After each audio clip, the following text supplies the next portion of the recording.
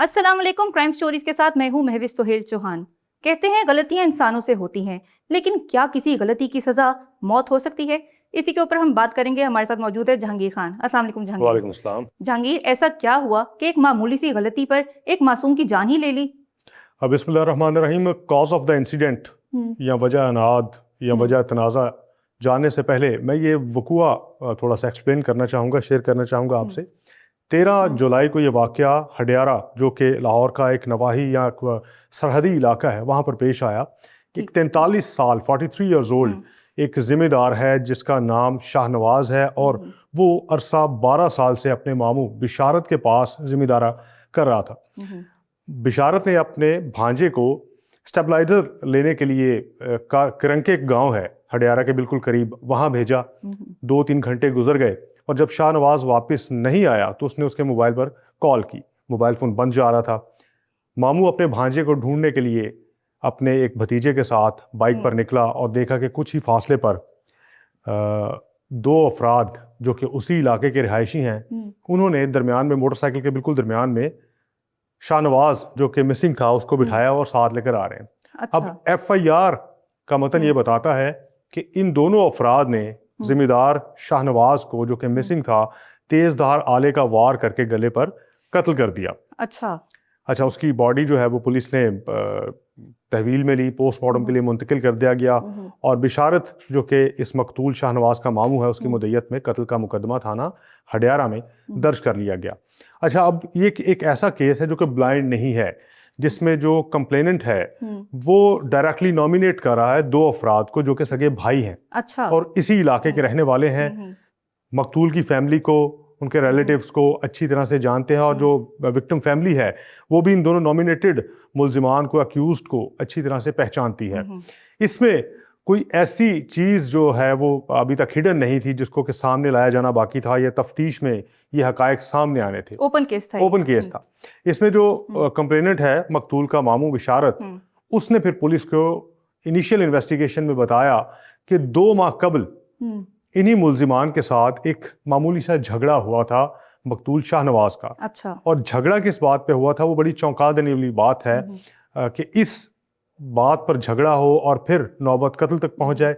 झगड़े की बात उसने ये बताई कि 2 माह पहले इन दोनों मुल्जिमान ने हमारे खेत में से चंद खरबूजे चोरी किए थे।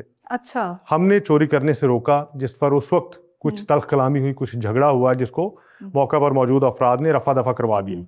उस 2 माह पहले की रंजिश को दिल में रखते हुए इन दोनों सगे भाइयों ने अपने मजीद 4 साथियों को साथ मिलाया और पूरा एक प्लान तश्कील दिया कि किस तरह से शाहनवाज को खरबूजे चोरी करने से रोकने की सजा जो है वो देनी। अच्छा। यानी खरबूजे चोरी करने से रोकने पर ये मर्डर जो है जिम्मेदार का, ये लाहौर में कर दिया गया, उसका प्लान किया गया, फिर उसको एग्जीक्यूट किया गया। एग्जीक्यूशन इस तरह से हुई कि जब उन्होंने मौका देखा कि शाहनवाज अकेला है और अपने जो उनका जो डेरा है, देहातों में आमतौर पर डेरा जात होते हैं, वहां से बाहर निकला है, कुछ फासले पर है जहाँ पर उसका कोई करीबी दोस्त या करीबी रिश्तेदार या साथी नहीं है, वहां पर मौका पाकर उसको दबोच लिया और फिर उसको कत्ल कर दिया। इसका मतलब कि वो लोग इस तलाश में ही थे कि जैसे ही उनको ये मौका मिले और वो उसका कत्ल कर दिया। बिल्कुल मौके की तलाश में थे।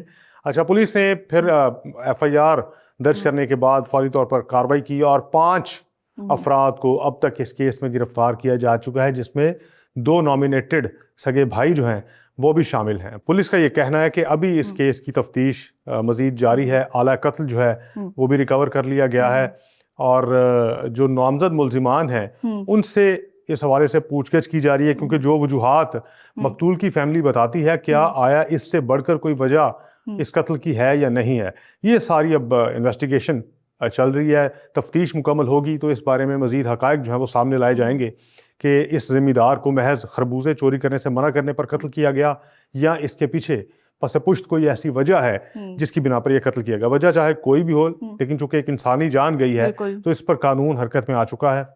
आगे मजीद कानूनी कार्रवाई भी की जा रही है।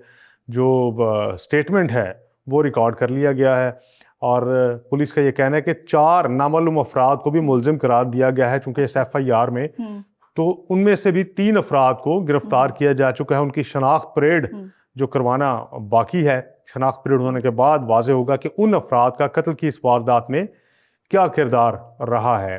नॉमिनेटेड जो मुलजिम हैं इन दोनों के खिलाफ इनका साबका रिकॉर्ड क्या था, उस हवाले से पुलिस अब चेक करिए कि क्या आया कोई प्रीवियस रिकॉर्ड इनका क्राइम का है या नहीं है, क्या इससे पहले किसी वारदात में ये दोनों भाई इन्वॉल्व हैं या नहीं हैं। इनिशियल जो है उसमें एक वजह जो है कोई बड़ी मामूली सी वजह है जो कि मुआशरे की पसमानदगी को भी जाहिर करती है कि चोरी करने से मना करने की रंजिश पर एक शख्स को कत्ल कर दिया गया और इसके अलावा अभी तक कोई वजह जो है वो बड़ी सामने नहीं आ सकी।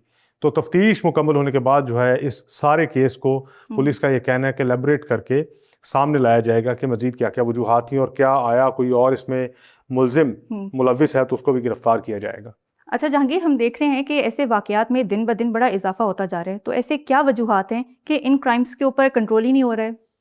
अच्छा, ये कोई अपनी नौयत का पहला वाकया नहीं है। बिल्कुल बहुत से वाकयात ऐसे रिपोर्ट हम करते रहे हैं, करते आ रहे हैं कि जिसमें मामूली सी बात पर किसी मासूम की जान ले ली जाती है।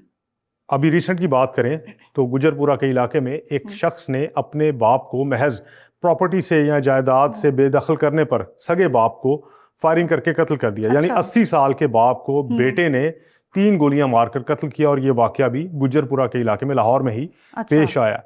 अब ऐसे वाकयात के रोनुमा होने की सबसे बड़ी वजह जो है वो अदम बर्दाश्त है। यानी लोगों में बर्दाश्त खत्म होती जा रही है, पेशेंस बिल्कुल भी नहीं रहा।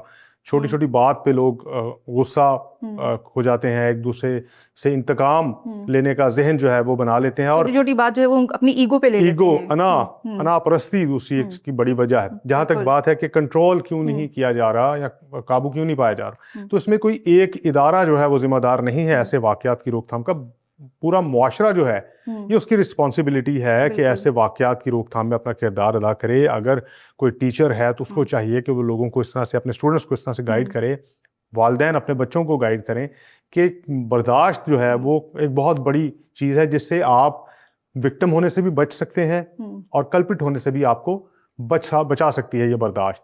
तो अदम बर्दाश्त अब तक के जितने भी वाकयात देखे उनमें अदम बर्दाश्त एक ऐसा पहलू था जिसकी वजह से किसी शख्स से क्राइम कमिट हो गया और कोई इसमें विक्टिम बनकर सामने आया। बिल्कुल, क्योंकि वो वक्ती तौर पे जो गुस्सा होता है वो अगर इंसान कंट्रोल कर ले तो वो मुझे लगता है कि आपको बहुत से क्राइम से जो है वो बचा सकता है। लेकिन यहाँ पे हम उम्मीद करते हैं कि जो कल्प्रिट है उसको सजा ज़रूर मिलेगी। मुझे यहाँ पे दीजिए इजाज़त। अल्लाह हाफिज़।